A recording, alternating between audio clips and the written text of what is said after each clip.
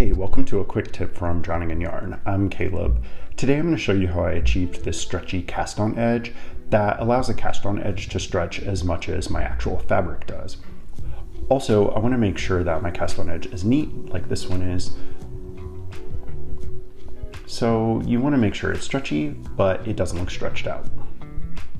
To do this, I want to leave enough space between my stitches so that they have a natural amount of space.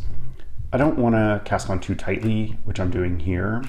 This is really easy to do if you're not thinking about it or you're super new at doing a long tail cast on or really any other cast on.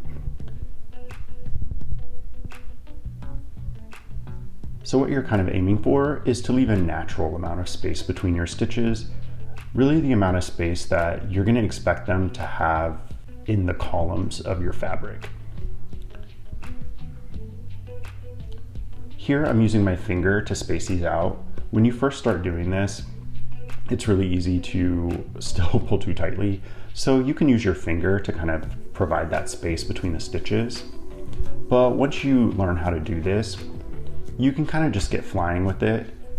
It becomes kind of second nature and you'll end up pulling your stitches snug so that you get a nice clean cast on edge, but not so snug that there's not enough stretch in them.